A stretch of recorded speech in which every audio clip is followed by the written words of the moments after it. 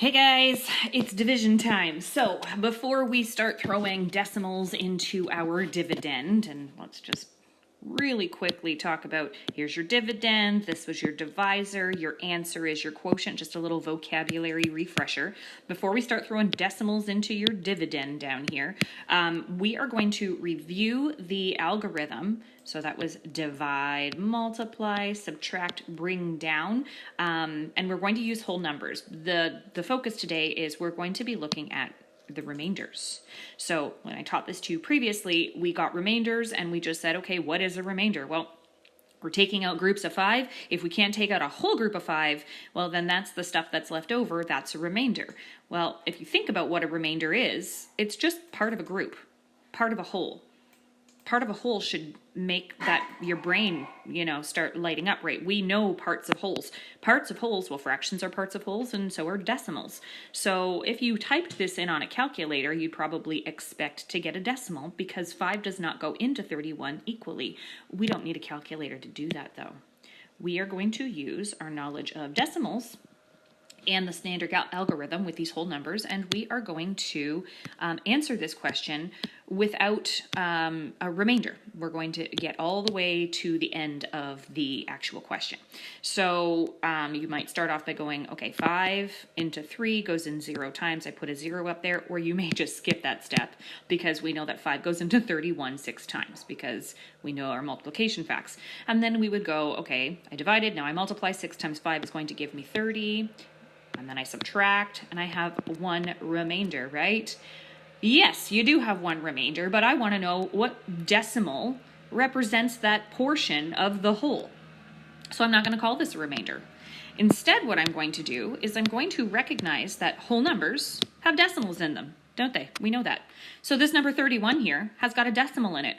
Where is the decimal in 31?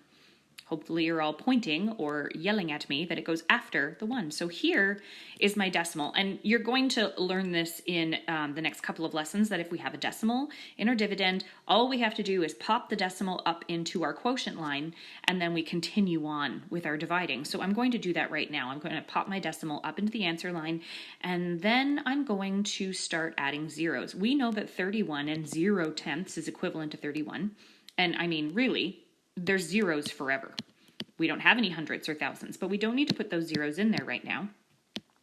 I'm just going to stop at my tenth. I'm going to use 1 0 and see what I can do. Let me just get my color back here. Okay, so I have that 0 there. I've just finished subtracting, which means my next step is to bring down. So I'm going to bring down my 0, and I end up with 10. Well, I can continue on the algorithm now. If I go 5 divides into 10 2 times, 2 times 5 is 10, and now I have a real 0 remainder. I have completely divided 5 into 31, and the answer is 6 and 2 tenths. And that is how you take whole numbers that don't divide evenly and use your decimal to get a decimal answer. Let's do one more. So I'm just going to wipe this and put up another question. So we're going to do 9. Oops, sorry about that. We're going to go 9 divided by 4. So I have 9, and I want to divide it into groups of 4. So let's go ahead and do this. 4 goes into 9. Well, it goes into 9 2 times. And then I would go multiply. 2 times 4 is going to give me 8. 9 subtract 8 will give me 1. But I don't want to stop there. My one remainder is part of a whole. What part of a whole? Well, let's find out. I don't have anything to bring down, so I'm going to add the decimal into my dividend. I'm going to add that decimal into my quotient, and I'm going to throw a 0 after the 9 so that I've got something to work with here. Let's bring down that 0. How many times does 4 go into 10? Also 2 times. 2 times 4 is going to give me 8. Wait a minute, miss. It's not at 0 yet. You're right. If it's not at 0, let's put another 0 up here. Let's just fill in our hundredths column and see if that helps us. I'm going to bring down a 0 from the hundredths column and throw that there. And then go through it again. How many times does 4 go into 20? It goes in 5 times. Well, that's equal. That's an even one. So 5 times 4 is going to give me 20. Subtract, and I have 0. So again, I've gotten down to that 0 remainder, which means I've fully divided this number. And my answer, or my quotient, is 2 and 25 hundredths. 4 goes into 9 2 times fully, and then 25 hundredths.